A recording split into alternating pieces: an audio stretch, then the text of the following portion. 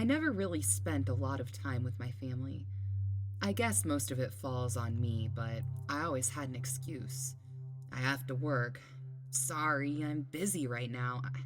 I'm tired. Maybe tomorrow. You know how it goes. I don't think I felt good about it, but at the same time, it couldn't be helped, you know? I had responsibilities, important stuff to take care of. Diane, my wife, never saw it like that, of course. She always went on and on about how I cared more about work than my family, and I did to some extent. My family didn't need me home 24/7. They could manage without me. My company, on the other hand, could not. Priorities. I guess that's why she stuck me with Amelia when I had to drive up to Fletcher's Ridge to survey a property for potential purchase. Priorities, she told me, get them fucking sorted. My wife was spending the day with her mother. Her health had been failing lately, and I suppose it was only a matter of time before the old bat kicked the bucket. Good riddance, I say.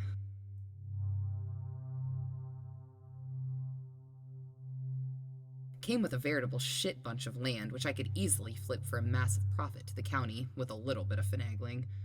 Apparently the place had some dark history or other, but I never bothered with the details. If it didn't somehow interfere with my plans to level the ancient shit pile to the ground, I failed to see the importance. I let Amelia run around doing whatever kids do whilst I perused the state of the place, and I guess she must have fallen into the well, almost instantly, because I didn't even make it to the piece of shit house before I heard her desperate cries for help. Help! Daddy, down here! I spent 5 minutes chasing her weirdly echoing voice, but it seemed to come from nowhere and everywhere at once. I was seriously starting to freak out, dark, sobering thoughts running through my head. Oh, what would my wife think? Would she notice our daughter was gone? How do I spin this in my favor? Daddy! I suddenly heard right below me. Another step and I would have tumbled right into the well with her. It was hidden, more or less, inside an overgrown bush, the roughly cut stones barely even visible if you didn't already know they were there. Honey, I yelled into the bush. Amelia, are you down there? Yes, she yelled back. Help me up, Daddy. I wasn't much of a MacGyver, if that name even means anything to anyone anymore. But I quickly realized a rope would probably be the go-to utility for this particular task. Hang on, honey, I yelled. I'll get you up. I ran to the ramshackle-looking outhouse and rummaged through piles of old garbage before finally finding a coil of rope that looked like it was strong enough to carry an 8-year-old. I was in a state of rising panic, and I felt a knot in my stomach that I simply couldn't ignore. I paused a second to embrace the feeling, to let it fill every aspect of my being, before I returned to the well, quickly lowering down the rope. Can you grab it? I yelled. Yes, she yelled back. I got it. As soon as she was up, I hugged her tightly and carried her to the car. She seemed fine, though, not a scratch on her body, not even any dirt on her white summer dress. I rejoiced internally. My wife never had to know. Let's go home, honey, I said, but let's not tell Mommy about this, okay? We wouldn't want her to get worried. I glanced periodically at her in the rearview mirror on the way home, but she didn't even seem fazed. Maybe she was in shock, or maybe kids are just better equipped to deal with shit like that. I shrugged mentally. Didn't really matter. She was unharmed, physically, and that's the important part. Keep the innards on the inside, as they say. I started to worry already the moment we got home. Amelia had been silent the whole ride, and she didn't seem like herself at all. That's the thing, though. I had absolutely no idea how she normally behaved. Was she inquisitive and adventurous, or was she all quiet and introverted? Parents should know these things, shouldn't they? She sauntered out of the car without so much as a glance my way and quietly disappeared inside. I followed hesitantly, my mind racing to connect years of missing dots. You want to watch some TV? I asked. I bet your favorite show's on. I flipped through the channels idly. Sports, news, sports. Nothing that seemed even remotely interesting for children. After a while, I just sat down with her on the couch, twiddling my thumbs.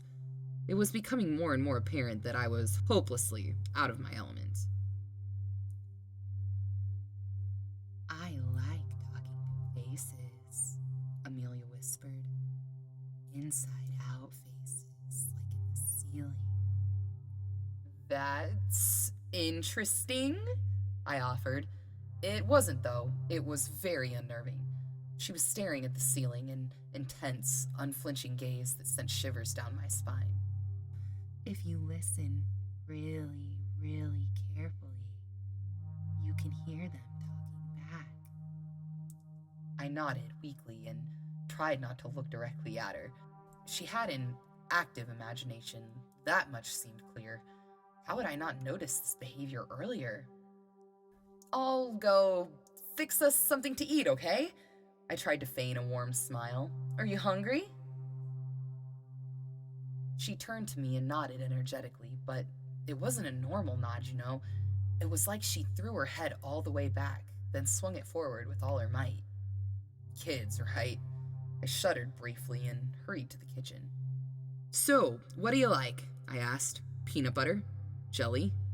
A combination thereof? Anything with a soul. Her voice whispered right into my ear.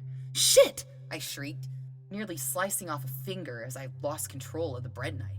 I turned on the dime, almost losing it again when I saw Amelia standing right behind me. I felt the knot in my stomach tightening again. Amelia, honey, are you okay? I murmured. She was pale as snow, her pallid face drained of all color. Her hair looked different, too. How did it usually look? It wasn't normally so sickly thin and graying, was it? And then there was the issue with her brown, rotting teeth. We took dental hygiene pretty seriously in our household, didn't we?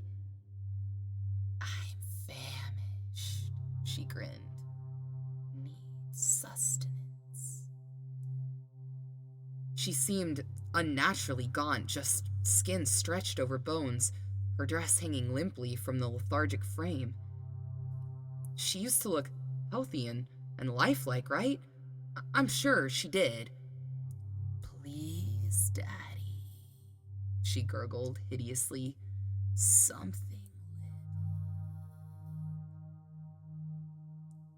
She had to be sick, some bug or virus or something. Maybe she did hurt herself down in that well, after all.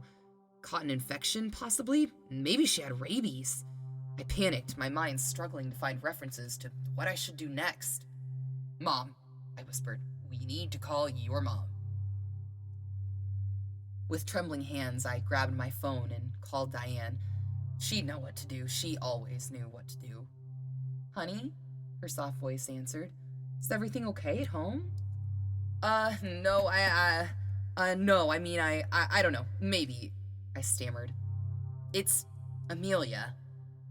Amelia smiled at the mention of her name, only it wasn't so much a smile as it was her lips curling back, revealing nothing but blackish flesh and rotting teeth. I swallowed deeply. Amelia? She asked. Yes, Amelia, I yelled. Our daughter?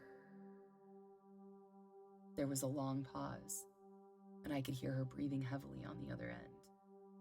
Amelia was inches away from my face now, her long, black tongue hanging out of her mouth limply. Her brown teeth were falling out one by one as the expanding tongue demanded ever more space. Noah, Diane said. Are you okay? Have you been drinking? Doing shrooms again? What? No, I yelled. I really think there's something wrong with our daughter. Why is that so hard to believe? Amelia put her writhing, worm-like hand in mine, squeezing gently. Her black hole eyes beckoned me to put down the phone. Well, it's very hard to believe, Noah, Diane said, pausing momentarily. Because we don't have any fucking kids.